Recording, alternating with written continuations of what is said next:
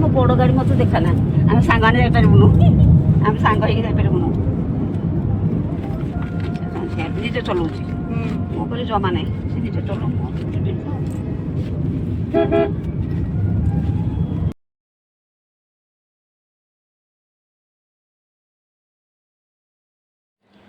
Good afternoon नमस्कार जय Jagannath welcome करुची मोर श्री एंड लक्ष्मी ब्लॉग्स को ए भिडियोटी रे आपण माने देखिबे मु जाइथिली ढेंकानाल रो माने लक्ष्मी पूजा तो देखिबा को जाइथिलु ता पूर्वरु मो श्रीमा श्री अरविंदଙ୍କ आश्रम मातृभवन एटी देखंतु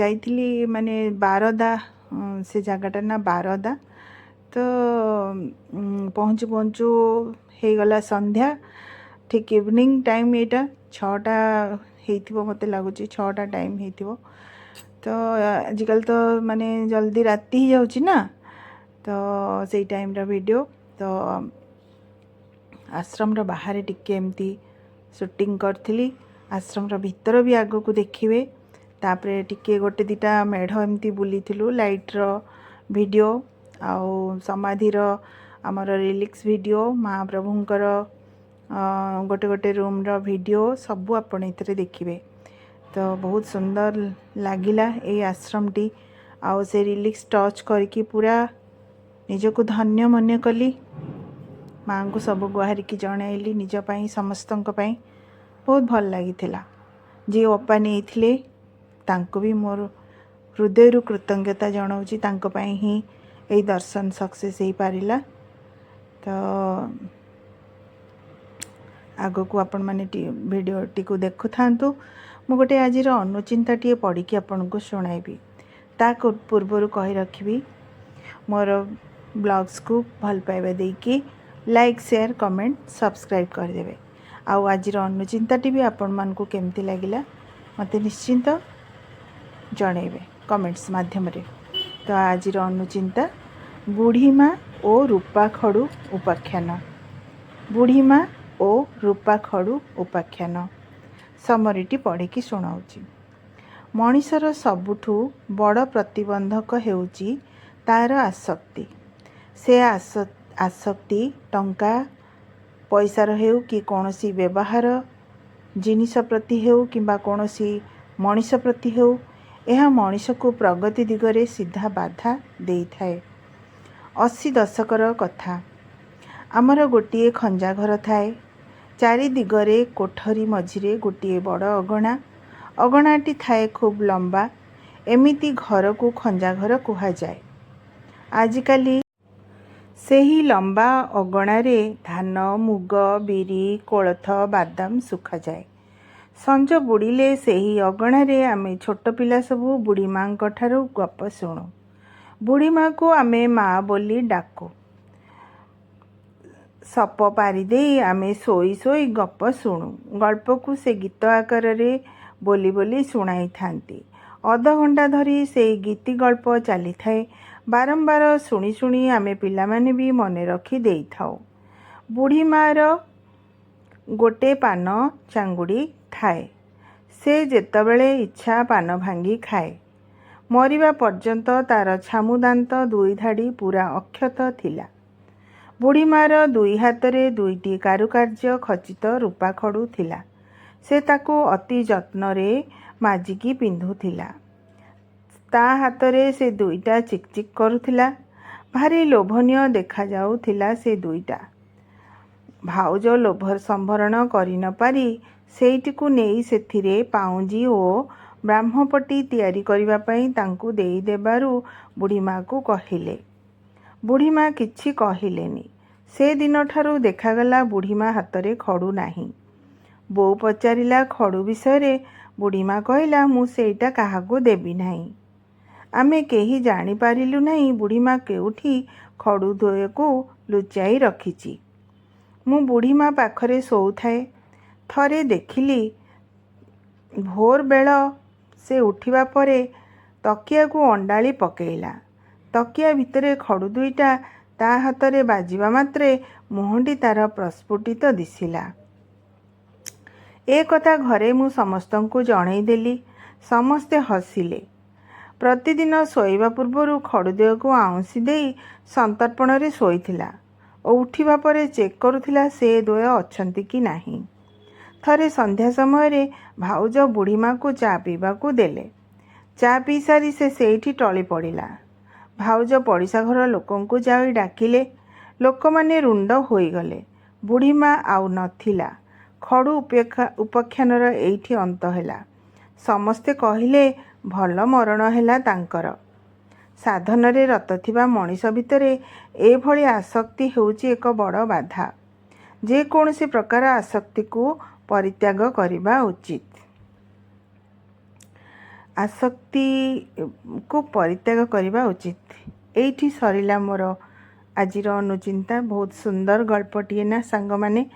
ମୋତେ ତ ବହୁତ ଭଲ ଲାଗିଲା। ଆପଣମାନଙ୍କୁ ବି ନିଶ୍ଚିନ୍ତ ଭଲ ଲାଗିବ। କାହିଁକି ଭଲ ଲାଗିବନି? ଇଏ ତ ମୋର ପିଲାଦିନର ଅନୁଭୂତି। ସତ କହୁଛି, ମୋର ବି ଏମିତି ମୋ ବୁଢ଼ୀମା ହେଉଛି ମୋର ବହୁତ ଫେଭରାଇଟ୍।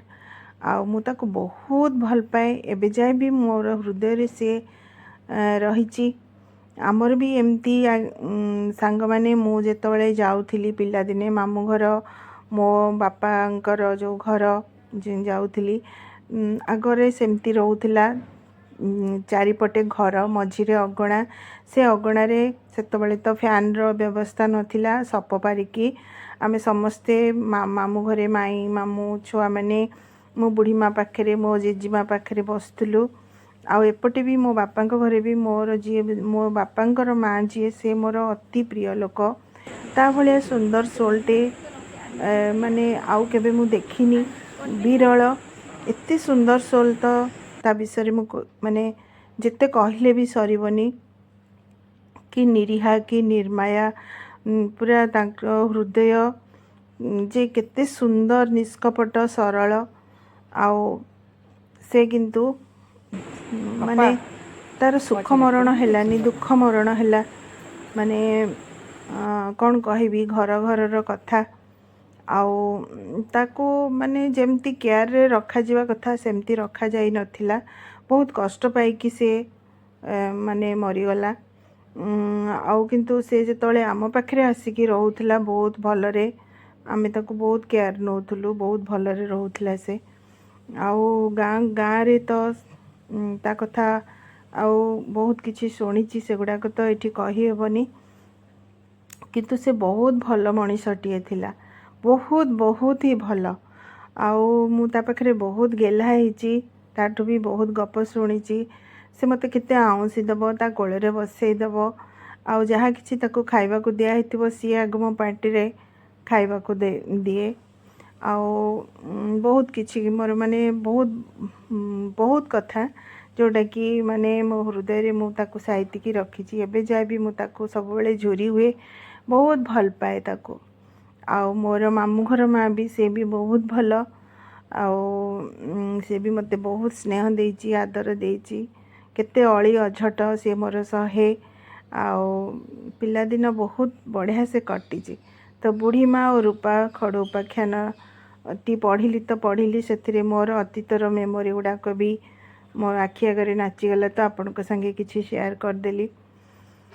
ତ ଏଇଟା ତ ଥିଲା ଆଜିର ଅନୁଚିନ୍ତା। ଏଇଠି ଦେଖନ୍ତୁ ମୋ ମାଆଙ୍କର ରୁମ୍ କେତେ ସୁନ୍ଦର ହେଇଛି ଦେଖନ୍ତୁ। ଠିକ୍ ଏଇ ରୁମ୍ର ସାମ୍ନାରେ ପ୍ରଭୁଙ୍କର ରୁମ୍ ବି ଅଛି। ବହୁତ ବଢ଼ିଆ ମାନେ ହେଇଛି ଆଶ୍ରମଟି। ଆପଣମାନେ କେବେ ବାଲେଶ୍ୱର ଗଲେ ଶ୍ରୀମା ଶ୍ରୀ ଅରବିନ୍ଦଙ୍କ ଆଶ୍ରମ ବାରଦା ସେ ଜାଗା ନା, ବାରଦା ୟା ବରଦା, ତ ଆପଣମାନେ ଯାଇକି ଦେଖିକି ଆସିବେ। ଆଉ ବହୁତ ବଢ଼ିଆ ଲାଗିଥିଲା। ତାପରେ ଆମେ ଫେରିଲା ବେଳେ ସେଠି ଏତେ ମାନେ ଭିଡ଼ ଥିଲା ଯେ ସେ ମାର୍କେଟ ଭିତରେ ଯେଉଁଠି ମାନେ ମେନ୍ ମେଢ଼, ସେ ଜାଗାକୁ ଆଉ ଛାଡ଼ିଲାନି ପୋଲିସ। ଗାଡ଼ି ଛାଡ଼ିଲାନି, କ'ଣ ବାଇକ୍ ବି ଛାଡ଼ିଲାନି କି ଅଟୋ ବି ଛାଡ଼ିଲାନି। ତ ଆମେ ସେଇ ବାଟରେ ଯେଉଁ 2-3ଟି ମେଢ଼ ଥିଲା ସେଇଟା ଦେଖିକି ପଳେଇ ଆସିଲୁ ଆଉ ସାଙ୍ଗମାନେ। ଆଉ ଏଇଠି ରହୁଛି ତାହେଲେ, ଆପଣମାନେ ଦେଖୁଥାନ୍ତୁ। ରହୁଛି, ବାଏ ବାଏ, ଜୟ ଜଗନ୍ନାଥ, ନମସ୍କାର।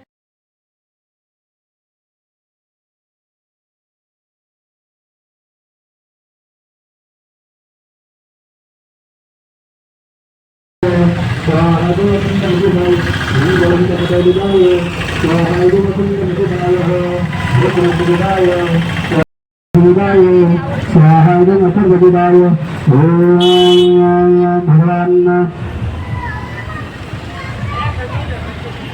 अखंड प्रतिभा चतुर्वेद ये हो संतुष्ट वर्ग हो भगवान संतो कृतसमो पशु संकेत कृतः अस्तु पुण्य पुष्पांजलि गृहीत्वा भगवान सप्तभार वसुंधरगोदार्थये सप्तभारा भगवद्गीता भूर्भुवः सप्तभार वसुंधराय नमो नमः ध्यानवत्तं समर्पयामि प्रार्थना पूर्वक नमस्कुर्यामि ओम सप्तभार वसुंधराय स्वाहा।